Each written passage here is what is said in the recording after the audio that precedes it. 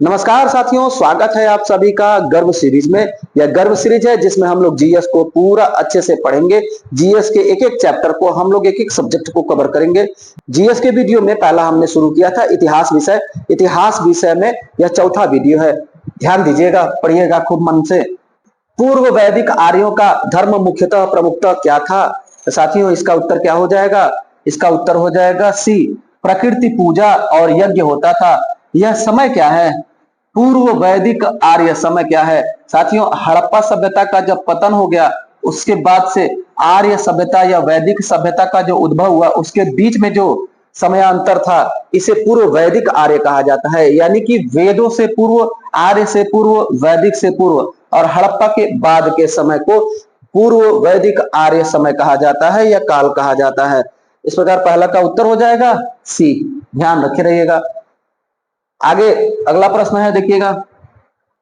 प्रसिद्ध 10 राजाओं का युद्ध किस नदी के किनारे लड़ा गया था? यह पूछ रहा है साथियों, दासराग का युद्ध। दासराग का युद्ध कब लड़ा गया था, कहां लड़ा गया था? तो साथियों, वैदिक काल में दासराग का युद्ध लड़ा गया था। दासराग का युद्ध परुष्णी नदी के किनारे लड़ा गया था।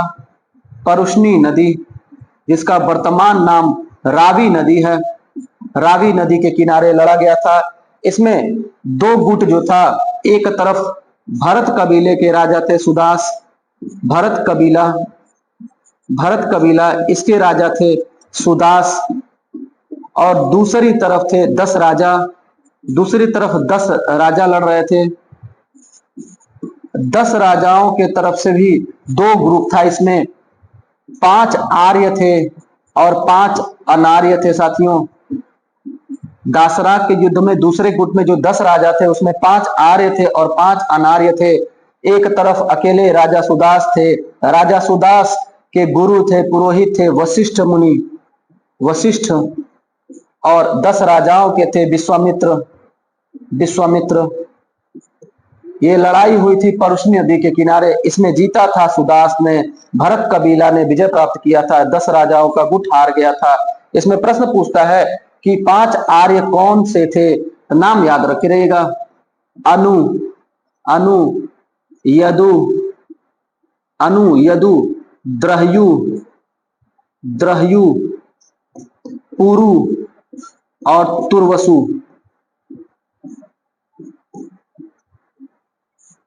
अनु, यदु, द्रहयु, पुरु और तुर्वसु। इस प्रकार साथियों, दूसरे प्रश्न का उत्तर क्या हो जाएगा? 10 राजाओं का युद्ध किस नदी के किनारे लड़ा गया था? परुष्णी नदी के किनारे, रावी नदी के किनारे। परिणाम क्या आया था? वशिष्ठ के नेतृत्व में सुदास ने विजय प्राप्त किया था। दासराग के युद्ध में प्राचीन काल का, प्राचीन भारत का युद्ध था। इसका उत्तर हो जाएगा दूसरे का डी। साथियों, तीसरा प्रश्न है, निम्नलिखित में से किस नदी को ऋग्वेद में माते तमा, देवी तमा और नदी तमा कहा गया है? साथियों, तो इसका उत्तर क्या हो जाएगा? सरस्वती नदी को। सरस्वती नदी को सबसे पवित्र नदी माना गया है। वैदिक काल में वेदों में पूछेगा, वेद में भी, ऋग्वेद में सर्वाधिक बार किस नदी का वर्णन मिलता है? तो सिंधु नदी का सर्वाधिक बार वर्णन मिलता है। और मातेतमा, देवीतमा और नदीतमा, यह सबसे पवित्र नदी किसे कहा जाता है? तो साथियों, सरस्वती नदी को सबसे पवित्र नदी कहा जाता है। ऋग्वेद में सबसे ज्यादा बार किसकी चर्चा है? सिंधु की। ऋग्वेद में सबसे पवित्र नदी थी सरस्वती नदी। गंगा नदी का वर्णन बहुत कम मिलता है। साथियों, गंगा नदी का वर्णन एक बार प्रत्यक्ष रूप से, एक बार अप्रत्यक्ष रूप से मिलता है। गंगा नदी का वर्णन एक बार मिलता है। अगला है, चौथा प्रश्न आपके सामने है, प्राचीन काल में आर्यों के जीविकोपार्जन का मुख्य साधन क्या था? यानी कि आर्य जो है उनका व्यवसाय क्या था? तो साथियों, आर्यों का जो मुख्य व्यवसाय था वह कृषि व पशुपालन था। दोनों बात याद रखे रहिएगा। आर्यों के जीविकोपार्जन का मुख्य साधन कृषि और पशुपालन था। इसका सही उत्तर क्या हो जाएगा? कृषि हो जाएगा। आर्य मतलब वैदिक सभ्यता। वैदिक सभ्यता में लोगों के जीविकोपार्जन का मुख्य साधन कृषि और पशुपालन था। अगर वही पूछे हड़प्पा सभ्यता में क्या था, तो हड़प्पा सभ्यता में लोगों का व्यापार था, बिजनेस था, बिजनेसमैन थे हड़प्पा वासी, हड़प्पा सभ्यता के लोग। अगला पांचवा प्रश्न देखिएगा, ऋग्वैदिक काल में पढ़ी किस वर्ग के नागरिक थे? पढ़ी का मतलब क्या होता है साथियों? पढ़ी जो था वो व्यापारी का समूह था, व्यापारियों को कहा जाता था ऋग्वैदिक काल में। इसका उत्तर हो जाएगा पांचवें का डी। पणि क्या थे? पणि व्यापारी थे, व्यापारी। और यह व्यापारी जो है ब्याज पर पैसा देते थे, ब्याज पर पैसा देते थे और ऊंचे दाम पर ब्याज आम व्यक्ति से लेते थे। ब्याज पर पैसा देने का कार्य होता था और ब्याज ज्यादा लेते थे, ज्यादा ब्याज था। इसी प्रकार से एक मिलता है बेकनाट। वेकनाट कहा जाता है सूदखोर को। वैदिक काल में वेकनाट क्या थे? सूदखोर थे। सूदखोर को वैदिक काल में क्या कहा जाता था? वेकनाट कहा जाता था। और पणि क्या थे? पणि व्यापारी थे, जो घूम घूम करके व्यापार भी करते थे और ब्याज पर पैसा ऊंचे ब्याज दर पर बांटते थे। अगला प्रश्न देखा जाए, छठा प्रश्न आपके सामने है, देखिएगा। किस वेद में सभा और समिति को प्रजापति की दो पुत्रियां कहा गया है? इसका सही उत्तर होगा साथियों अथर्ववेद। अथर्ववेद में सभा और समिति को प्रजापति की दो पुत्रियां कहा गया है। सभा और समिति जैसे आप याद रखे रहिए, जैसे आज के समय में अपने संसद के दो सदन हैं, दो हाउस हैं, लोकसभा राज्यसभा, उसी तरह से राजा की सहायता के लिए सभा और समिति होती थी। क्या थी? राजा की सहायता के लिए, राजा की सहायता करती थी। दूसरा भी इसका काम था, राजा पर अंकुश लगाने का काम करती थी, यानी राजा जो है निरंकुश ना हो, राजा प्रजा की सेवा में कार्य करे, इस पर भी कार्य करती थी सभा और समिति। सभा और समिति में अंतर क्या था? समिति साथियों आम नागरिक जो थे, आम व्यक्ति थे, आम व्यक्ति सामान्य लोग थे, उनका संगठन था समिति। और सभा एलीट क्लास के लोगों का था, बुर्जुआ वर्ग के लोगों का था, मतलब संभ्रांत लोगों का था। संभ्रांत लोगों का जो संगठन था उसे सभा कहा जाता था और आम व्यक्तियों का जो था उसे समिति कहा जाता था। कालांतर में इसी युग में जब आगे बढ़ते हैं तो एक और संगठन मिलता है, विदथ। विदथ क्या था? विद्वानों का समूह था साथियों। विद्वानों का समूह क्या था वैदिक काल में? तो विद्वानों का समूह विदथ था। और सभा क्या था? संभ्रांत लोगों का समूह था। और समिति क्या था? आम व्यक्तियों का समूह था या संगठन था। ये दोनों का काम क्या होता था? राजा को निरंकुश नहीं होने देना है, राजा पर अंकुश लगाना है और राजा की सहायता भी करते थे। अगला प्रश्न देखते हैं, सर्वाधिक ऋग्वैदिक सूक्त किसको समर्पित है? तो देखिएगा साथियों, सबसे ज्यादा 250 बार इंद्र का वर्णन मिलता है और सबसे ज्यादा सूक्त भी इन्हीं को समर्पित हैं। पूछेगा सबसे ज्यादा शब्द ऋग्वेद में किसके बारे में आए हैं? तो इंद्र के बारे में आए हैं। 250 बार इंद्र का चर्चा मिलता है। उसके बाद सेकंड पर है 200 बार अग्नि का वर्णन मिलता है। अगर ऑप्शन में इंद्र न रहे और पूछे सर्वाधिक ऋग्वैदिक सूक्त या श्लोक या उनके नाम की चर्चा की गई है, तब अग्नि ट्रिक करिएगा। ये ऑप्शन रहेगा तो इंद्र ट्रिक करिएगा, क्योंकि कई बार पूछा है अग्नि से ऑप्शन में साथियों। इसका उत्तर क्या हो जाएगा? सर्वाधिक ऋग्वैदिक सूक्त समर्पित हैं इंद्र। आप कमेंट करके बताइए, कल हमने पढ़ा है सूक्तों की संख्या कुल कितनी है, ऋग्वेद में सूक्त की संख्या कितनी थी? कमेंट करके उत्तर बताइए साथियों। निम्नलिखित में से किसे युद्ध का देवता कहा गया है? युद्ध का देवता साथियों इंद्र को कहा गया है। इंद्र को युद्ध का देवता कहा गया है। ऋग्वेद के सबसे प्रमुख देवता कौन थे? इंद्र थे। इंद्र को युद्ध का देवता भी कहा गया है। इस प्रकार 8वां का उत्तर हो जाएगा बी। 9वां प्रश्न देखिएगा, गायत्री मंत्र किस पुस्तक में मिलता है? गायत्री मंत्र साथियों, गायत्री मंत्र ऋग्वेद में है। ऋग्वेद में। इसका उत्तर क्या हो जाएगा? इसका उत्तर हो जाएगा सी। ऋग्वेद में भी तीसरा मंडल है। ऋग्वेद में तीसरा मंडल, इस तीसरे मंडल में गायत्री मंत्र का उल्लेख है। तीसरे मंडल में गायत्री मंत्र का उल्लेख है। गायत्री मंत्र किस देवता को समर्पित है? तो सविता देवता को समर्पित है। सविता का अर्थ क्या है? सविता मतलब सूर्य है। किसने इसकी रचना की है? तो विश्वामित्र ने रचना की है। वही विश्वामित्र दासराग के युद्ध में जो 10 राजाओं का नेतृत्व कर रहे थे, विश्वामित्र ने गायत्री मंत्र की रचना की। गायत्री मंत्र क्या था साथियों? ओम भूर्भुवः स्वः तत्सवितुर्वरेण्यं भर्गो देवस्य धीमहि धियो यो न प्रचोदयात्। यही गायत्री मंत्र है साथियों। इसकी रचना किसने की? विश्वामित्र ने की। किसको समर्पित है? सविता देवता को समर्पित है। कौन से मंडल में वर्णन मिलता है? तीसरे मंडल में मिलता है। किस ग्रंथ में मिलता है? किस पुस्तक में मिलता है? तो ऋग्वेद में मिलता है। इसका उत्तर ये है। आगे बढ़ते हैं साथियों, गायत्री मंत्र की रचना किसने की? विश्वामित्र ने की। गायत्री मंत्र की रचना किसने की? विश्वामित्र ने की। उत्तर आपके सामने है। अगला प्रश्न है, पुराणों की संख्या कितनी है? पुराणों की संख्या है साथियों 18। पुराणों की संख्या कितनी है? 18। उपनिषद की संख्या कितनी है? 108। पुराणों की संख्या मानी जाती है 18 है। पुराणों का संकलन किसने किया था? तो लोमहर्ष ऋषि थे। लोमहर्ष ऋषि और इनके पुत्र थे उग्रश्रवा, और इनके पुत्र थे उग्रश्रवा। ये दोनों लोगों ने मिलकर के पुराणों की रचना की थी। पुराणों की संख्या 18 है और सबसे पुराना पुराण मत्स्य पुराण है। सबसे प्राचीन पुराण कौन सा है? मत्स्य पुराण है। मत्स्य पुराण में विष्णु के 10 अवतारों का वर्णन मिलता है। पूछता है प्रश्न, विष्णु के 10 अवतार का वर्णन किस पुराण में मिलता है? मत्स्य पुराण में मिलता है। आंध्र सातवाहन वंश की जानकारी किसमें मिलती है? मत्स्य पुराण में मिलती है। गुप्त वंश की जानकारी किसमें मिलती है? वायु पुराण में मिलती है। मौर्य वंश के राजाओं की जानकारी कहां मिलती है? तो विष्णु पुराण में मिलती है साथियों। अच्छा, पुराणों को भली भांति समझने के लिए 5 विषय की रचना की गई। पुराणों को भली भांति समझने के लिए कितने विषय है? तो 5 विषय है। 5 विषय कौन कौन से हैं? ध्यान दीजिएगा। सर्ग है, प्रतिसर्ग है, सर्ग, प्रतिसर्ग, वंश, मनवंतर और वंशानुचरित। वंशानुचरित, ये 5 विषय थे पुराणों के, इन्हीं पर आधारित था। क्या था 5 विषय? फिर से देखते हैं। सर्ग, प्रतिसर्ग, वंश, मनवंतर और वंशानुचरित। इस 5 विषय का संबंध किससे था? पुराणों से था। याद रखिएगा, इससे बाहर प्रश्न पुराणों में नहीं आएगा। अगला है महाभारत मूलतः किस रूप में जानी जाती है? मूलतः मतलब सबसे पुरानी यानी प्राचीन जो महाभारत थे, किस रूप में जानी जाती है? जय संहिता। इसका उत्तर क्या हो जाएगा? जय संहिता। कभी कभी यह भी प्रश्न पूछ देता है महाभारत का पुराना नाम क्या है, तभी आप ट्रिक कर देते हैं जय संहिता, लेकिन अधूरा सत्य आप जानते हैं, पूरा आज हम लोग जानते हैं। जय संहिता साथियों क्या था? जो महाभारत था वो मूल रूप से जय संहिता था, और जय संहिता में टोटल साथियों 8800 श्लोक थे। 8800 श्लोक थे जय संहिता में। इसके बाद साथियों 24,000 श्लोक आगे चल करके और भी लिखे गए, तब इसका नाम पड़ा भारत। तब इस ग्रंथ का क्या नाम पड़ा? भारत नाम पड़ा। आगे जाकर के 1 लाख श्लोक हो गए, कुछ समय बाद इसमें 1 लाख श्लोक हो गए साथियों, तब इसे कहा गया महाभारत।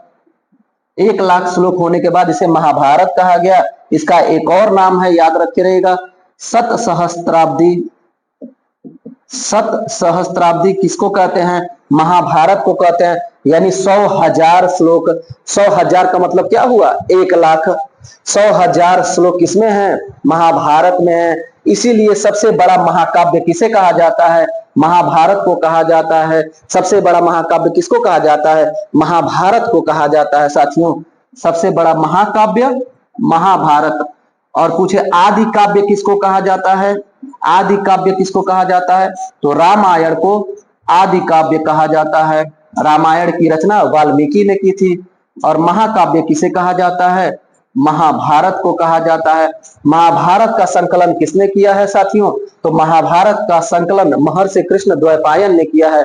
महर्षि कृष्ण द्वैपायन ने वेदों का भी संकलन किया था, महाभारत का भी संकलन किया था। वेदों का संकलन करने के नाते महर्षि कृष्ण द्वैपायन को वेद व्यास कहा जाता है। वेदों का व्यास या वेदों का संकलन करने के कारण महर्षि कृष्ण द्वैपायन को वेद व्यास कहा जाता है।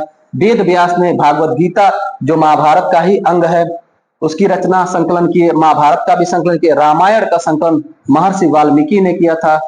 रामायण का संकलन किसने किया? महर्षि वाल्मीकि ने किया। आदि काव्य क्या है? रामायण है। महाकाव्य क्या है? महाभारत है। थोड़ा और आगे इतिहास में जब हम बढ़ते हैं तो पाते हैं महाभारत का फारसी में भी अनुवाद किया गया। फारसी में अनुवाद किया गया। फारसी भाषा में जब अनुवाद किया गया तो उसका नाम क्या मिलता है? रज्मनामा मिलता है। और रज्मनामा किसने अनुवाद किया फारसी भाषा में? तो फैजी ने किया था। फैजी ने। अकबर के समय में महाभारत का फारसी में अनुवाद किसने किया था? तो फैजी ने किया था। महाभारत का फारसी अनुवाद क्या कहलाता है? रज्मनामा कहलाता है। इस प्रकार साथियों समस्त जितना भी डिटेल हो सकता है महाभारत से परीक्षा के पॉइंट ऑफ व्यू से हमने कवर कर लिया है। हिंदू पौराणिक कथाओं के अनुसार समुद्र मंथन हेतु किस सर्प ने रस्सी के रूप में स्वयं को प्रस्तुत किया था? तो नाग वासुकी इसका उत्तर हो जाएगा साथियों। ध्यान दीजिएगा, इसका उत्तर क्या हो जाएगा, नाग वासुकी। सत्यमेव जयते किस उपनिषद से लिया गया है? उम्मीद करते हैं इस प्रश्न का उत्तर आप पूछ करके जरूर बताएंगे, कमेंट में कर दीजिए अगर पढ़ रहे हैं। आप सबका कमेंट हम पढ़ते हैं, खूब अच्छे से पढ़ते हैं, ध्यान देते हैं। सत्यमेव जयते मुंडकोपनिषद से लिया गया साथियों, मुंडकोपनिषद में मिलता है सत्यमेव जयते। एक और चीज मिलता है मुंडकोपनिषद में, बताए थे आपको, यज्ञ को टूटी हुई नौका के समान कहा गया है, किस में? तो मुंडकोपनिषद में। यज्ञ को टूटी हुई नौका के समान, यज्ञ को टूटी हुई नौका के समान किसमें कहा गया है? मुंडकोपनिषद में कहा गया है। और सत्यमेव जयते हमारा राष्ट्रीय वाक्य कहां से लिया गया है? यह भी मुंडकोपनिषद से लिया गया है साथियों। अच्छा, कठोपनिषद में क्या वर्णन है? यम और नचिकेता का संवाद है। यम और नचिकेता का संवाद का वर्णन कहाँ मिलता है? तो ये मिलता है साथियों कठोपनिषद में। घोर ऋषि अंगिरस और उनके शिष्य श्री कृष्ण का वर्णन कहाँ मिलता है? छांदोग्य उपनिषद में मिलता है साथियों। भक्ति का सर्वप्रथम उल्लेख कहाँ मिलता है? तो श्वेताश्वर उपनिषद में मिलता है साथियों। भक्ति का उल्लेख श्वेताश्वर उपनिषद में मिलता है। और गार्गी याज्ञवल्क्य संवाद का वर्णन कहाँ मिलता है? तो बृहदारण्यक उपनिषद में मिलता है। कल की चीजें थी, रिवाइज हो गई। आगे बढ़ते हैं। वैदिक कर्मकांड में होत्री का संबंध किससे था? ध्यान से अगर देखेंगे साथियों तो होत्री में ये री का मात्रा है, री। और री से कौन सा वेद हो जाएगा? ये थोड़ा सा हिंट है, आप याद रखे रहेंगे। तो होत्री में री आ रहा है, इसका मतलब कि होत्री पुरोहित थे ऋग्वेद के। ऋग्वेद के पुरोहित का क्या नाम था? होत्री। ऋग्वेद के पुरोहित का क्या नाम था? होत्री। बाकी भी बता दीजिए गुरुजी, इंपॉर्टेंट है, जान लीजिए। अध्वर्यु कहा जा रहा था यजुर्वेद के पुरोहित को। उद्गाता कहा जाता था, उद्गाता सामवेद के पुरोहित को। ब्रह्मा कहा जाता था अथर्ववेद के पुरोहित को। देख लीजिएगा, नोट कर लीजिएगा, लिख लीजिएगा। आगे बढ़ते हैं। अवेस्ता या इसे जिंद अवेस्ता भी कहा जाता है साथियों। अवेस्ता, जिंद अवेस्ता और ऋग्वेद में समानता है काफी कुछ। अवेस्ता किस क्षेत्र से संबंधित है? तो साथियों यह ईरान से संबंधित है, ईरान के क्षेत्र से संबंधित है। जिंद अवेस्ता जो है वो ईरानी या फारसी, ईरानी या फारसी समुदाय की पवित्र ग्रंथ है। जैसे ईसाई समुदाय का बाइबिल है, वैसे ही ईरानी समुदाय का पवित्र ग्रंथ अवेस्ता है। अच्छा, ईरान के लोगों को ईरानी कहा जाता है और ईरान का ही नाम है फारस। फारस, उस वहां के लोगों को फारसी कहा जाता है, वहां की भाषा भी है फारसी। ईरान और फारस एक ही है साथियों। अंग्रेजी में इसे पर्सिया कहा जाता है। तो ईरान, फारस और पर्सिया तीनों एक ही है साथियों, याद रखे रहिएगा। और यहाँ की प्राचीन जो सभ्यता थी ईरान की, उसको बेबीलोन की सभ्यता कहा जाता है। ईरान की सभ्यता को बेबीलोन की सभ्यता कहा जाता है। जिंद अवेस्ता का संबंध या अवेस्ता का संबंध ईरान से है। अगला प्रश्न पढ़िएगा। वैदिक काल में किस जानवर को अघन्या कहा जाता है? याद होगा, गाय। गाय को अघन्या कहा गया है वैदिक काल में। ऋग्वेद में गाय को अघन्या कहा गया है। अच्छा, गवेषणा पूछता है क्या है? गवेषणा और गविष्टि क्या है? ये दो शब्द एग्जाम में पूछ देता है। गाय के लिए दो राजा आपस में संघर्ष करते थे, युद्ध करते थे, उसे कहा जाता था गविष्टि। गाय के लिए युद्ध गविष्टि था। और गाय की खोज गवेषणा कहा जाता था। गाय की खोज गवेषणा कहा जाता था। गवेषणा अर्थात गाय की खोज, गविष्टि अर्थात गाय के लिए राजा युद्ध करते थे। और गाय को वैदिक साहित्य में अघन्या कहा गया है। अघन्या का शाब्दिक अर्थ अगर पूछे तो न मारे जाने योग्य, न मारे जाने योग्य। अघन्या का शाब्दिक अर्थ है न मारे जाने योग्य। इस प्रकार ये डिटेल हो गया। आगे बढ़ते हैं। 18वां प्रश्न है, संस्कारों की कुल संख्या कितनी है? इसका सही उत्तर हो जाएगा 16 संस्कार। वैदिक काल के अनुसार 16 संस्कार थे। जैसे पहला संस्कार है गर्भाधान संस्कार, गर्भाधान संस्कार है, पुंसवन संस्कार है, जातकर्म संस्कार है, केशांत संस्कार है, कर्ण भेदन संस्कार है। और 11वां प्रमुख संस्कार है यज्ञोपवीत संस्कार। यज्ञोपवीत संस्कार को उपनयन संस्कार भी कहा जाता है। उपनयन संस्कार को जनेऊ संस्कार भी कहा जाता है। और अंतिम संस्कार है अंत्येष्टि संस्कार। अंत्येष्टि को 16वां संस्कार कहा जाता है। विवाह भी एक संस्कार है 16 संस्कारों में से एक साथियों। आगे बढ़ते हैं। जीविकोपार्जन हेतु वेद वेदांग पढ़ाने वाले अध्यापक को वैदिक काल में क्या कहा जाता था? वेद वेदांग पढ़ाने वाले अध्यापक को उस दौरान उपाध्याय कहा जाता था साथियों, उपाध्याय कहा जाता था। देखिएगा अध्वर्यु क्या था, कमेंट करके उत्तर बताइए, अध्वर्यु क्या था? अध्वर्यु शब्द क्या है? अध्वर्यु के बारे में आप क्या जानते हैं? अगला प्रश्न है गौतम बुद्ध का जन्म कब हुआ था? देखिए धीरे धीरे हम लोग प्राचीन इतिहास में 6ठी शताब्दी ईसा पूर्व में पहुंच गए हैं। तो ऐसे ही पढ़िएगा, नियमित रूप से आपको डेली वीडियो मिलेगा। आगे हम सोच रहे हैं कि समय एक निर्धारित कर दें आपके लिए, शाम में 7 बजे या 7:30 बजे या 8 बजे डेली वीडियो आपको अपलोड हो जाएगा। उस टाइम आप सभी लोग देखिएगा। तो आप लोग से उम्मीद है आप लोग के अनुसार जो है समय का निर्धारण किया जाएगा। स्लॉट हम दे दे रहे हैं 6:30 बजे, 7 बजे, 7:30 बजे और 8 बजे। ये 4 में से आप बस चूज करिएगा। बाकी समय की पाबंदी हमारे साथ, हमारी भी कुछ मजबूरियां हैं। तो बताइएगा आप किस समय हम वीडियो अपलोड करेंगे ताकि आप सब लोग एक साथ देख लें। डेली ये मिलेगा और डेली आपको 2-3-4 महीने में खूब अच्छे से पूरा जीएस पर रिपीटेड और महत्वपूर्ण क्वेश्चन पर कमांड हो जाएगा, जबरदस्त कमांड हो जाएगा साथियों। गौतम बुद्ध का जन्म कब हुआ था? जन्म के बारे में पूछ रहा है। इनका जन्म हुआ था 563 ईसा पूर्व में। देखिएगा डिटेल गौतम बुद्ध के बारे में। गौतम बुद्ध का मूल नाम था सिद्धार्थ। सिद्धार्थ का जन्म हुआ 563 ईसा पूर्व में। अभी समय क्या चल रहा है? अभी चल रहा है गुरुजी 2025 जो ईस्वी चल रहा है, उसी से 2025 साल और पहले जाएंगे तो एक ईस्वी आ जाएगा। उस एक ईस्वी से भी और पूर्व में जाएंगे तो उसको ईस्वी पूर्व बोला जाता है। यानी कि एक ईस्वी से 563 साल और पहले, यानी आज से लगभग 2600 साल, आज से लगभग 2600 साल पहले महात्मा बुद्ध का जन्म हुआ था, सिद्धार्थ का जन्म हुआ था। इनके पिताजी का नाम शुद्धोधन था साथियों।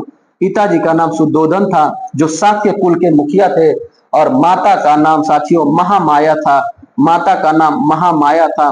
महामाया माता कोलीय वंश की कन्या थी, कोलीय वंश की थी। महामाया का सिद्धार्थ के जन्म के कुछ दिन बाद ही निधन हो जाता है। इनका निधन हो जाता है तो बाद में इनका पालन पोषण कौन करता है? इनका पालन पोषण इनकी मौसी थी प्रजापति गौतमी ने किया था। मौसी प्रजापति गौतमी ने सिद्धार्थ का पालन पोषण किया था। अच्छा, सिद्धार्थ ने गृह त्याग दिया था। इसे क्या कहा जाता है बौद्ध ग्रंथों में? इसे कहा जाता है साथियों महाभिनिष्क्रमण कहा जाता है गृह त्याग को। उन्होंने अपना घर त्याग दिया था। क्यों घर त्याग दिया था? ये 4 दृश्य अपने जीवन में देखे थे। ये 4 दृश्य इनका जीवन बदल दिया था साथियों। 4 दृश्य कौन था? एक वृद्ध व्यक्ति को देखते हैं, दूसरा बीमार व्यक्ति को देखते हैं, वृद्ध, बीमार, और एक शव देखते हैं, मृत व्यक्ति को देखते हैं, और एक सन्यासी को देखते हैं। इन चारों दृश्य को देखने के बाद अंततः इनका हृदय परिवर्तन हो जाता है और अपना राज त्याग करके चले जाते हैं, जिसे महाभिनिष्क्रमण कहते हैं। और 6 साल तक कठोर तपस्या करते हैं पीपल के वृक्ष के नीचे गया नामक स्थान पर। पीपल वृक्ष के नीचे गया नामक स्थान पर निरंजना नदी के किनारे। वहीं पर इनको 6 साल बाद ज्ञान की प्राप्ति हो जाती है। ज्ञान प्राप्ति के बाद इस पीपल के वृक्ष को बोध वृक्ष कहा गया, और गया जगह को बोध गया कहा गया, और सिद्धार्थ को बुद्ध कहा गया। ज्ञान प्राप्ति के बाद, इनलाइटमेंट होने के बाद उन्हें बुद्ध कहा गया। सिद्धार्थ। साथियों आगे हम लोग महात्मा बुद्ध के बारे में और सारी बातें करेंगे। आगे बढ़ते हैं। इस प्रश्न का उत्तर क्या हो गया? 563 ईसा पूर्व। कहाँ जन्म हुआ था? लुम्बिनी में जन्म हुआ। तो लुम्बिनी कहाँ है? कपिलवस्तु में। तो आपसे पूछेगा जन्म कहाँ हुआ? लुम्बिनी कपिलवस्तु में हुआ था। बुद्ध के जीवन की किस घटना को महाभिनिष्क्रमण कहते हैं? याद रखिएगा, गृह त्याग को महाभिनिष्क्रमण कहते हैं। गृह त्याग को महाभिनिष्क्रमण कहते हैं। और अगर पूछे महापरिनिर्वाण क्या था, तो महात्मा बुद्ध का जब निधन हुआ था तो उसे महापरिनिर्वाण कहा जाता है साथियों। और महात्मा बुद्ध ने जो पहला उपदेश दिया था उसे धर्म चक्र प्रवर्तन कहते हैं। धर्म चक्र प्रवर्तन, प्रथम उपदेश महाभिनिष्क्रमण, घर त्याग देना, और निधन महापरिनिर्वाण कहलाता है। धीरे धीरे महात्मा बुद्ध के बारे में और सारी जानकारी आपको मिलेगी। गौतम बुद्ध की माता किस वंश की थी? तो अभी हमने बताया साथियों कि कोली वंश की थी। महात्मा बुद्ध की माता कोली वंश की थी और उनके पिताजी शाक्य कुल के थे, शाक्य वंश के थे। अगला प्रश्न है, बुद्ध का जन्म कहाँ हुआ था? देखिए लुम्बिनी भी है, कपिलवस्तु भी है। कपिलवस्तु जिला है साथियों, ये कपिलवस्तु हो गया, वहां पर लुम्बिनी हो गया। तो एग्जैक्ट जन्म कहाँ हुआ? लुम्बिनी में हुआ। लुम्बिनी में हुआ। लुम्बिनी में 563 ईसा पूर्व में जन्म हुआ था, जो कि कपिलवस्तु में। अब यहाँ पर लुम्बिनी न रहे ऑप्शन में, यहाँ पे कोई और दे दे ऑप्शन में, गोरखपुर, तब आप क्या ट्रिक करेंगे? बहुविकल्पी प्रश्न है ना साथियों, बहुत सारे विकल्प में एक उत्कृष्ट विकल्प का चयन हमको करना होगा, तो इसके अनुसार उत्तर कपिलवस्तु हो जाता। आगे बढ़ते हैं। महात्मा बुद्ध का महापरिनिर्वाण कहाँ हुआ था साथियों? तो महात्मा बुद्ध का महापरिनिर्वाण हुआ था कुशीनारा में। कुशीनारा में मल्लों की राजधानी थी कुशीनारा, वहां पर हुआ था। कुशीनारा को ही आगे चल करके कुशीनगर कहा गया। कुशीनगर मल्लों के क्षेत्र पावा से गुजर रहे थे। पावा अर्थात आधुनिक पडरौना का क्षेत्र, वहां से गुजर रहे थे। वहां पर उन्हें चुंद नामक एक कर्मकार मिला। चुंद नामक कर्मकार के द्वारा भिक्षा में दिया गया सुकर मार्धव। सुकर मार्धव खाए थे वो। सुकर मार्धव खाने के बाद उनके पेट में रक्त अतिसार बीमारी हो गई थी और कुछ ही दूर पर जाकर के कुशीनारा में उनका निधन हो गया, जिसे महापरिनिर्वाण कहा जाता है। महापरिनिर्वाण कहा जाता है साथियों।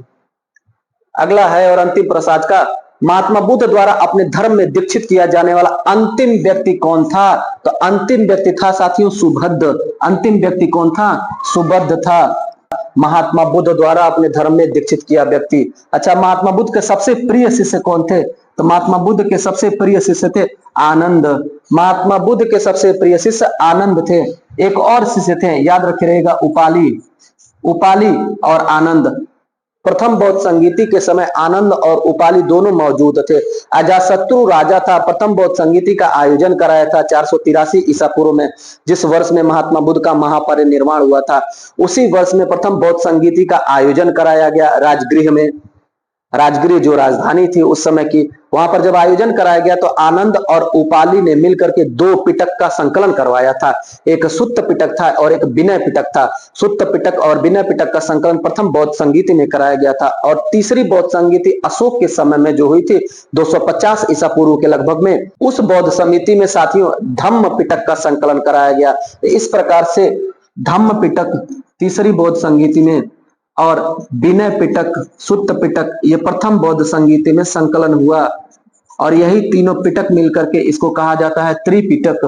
त्रिपिटक क्या था साथियों? तो सुत्त पिटक, विनय पिटक और धम्म पिटक था। त्रिपिटक क्या है? तो त्रिपिटक जो है बौद्ध धर्म का पवित्र ग्रंथ है।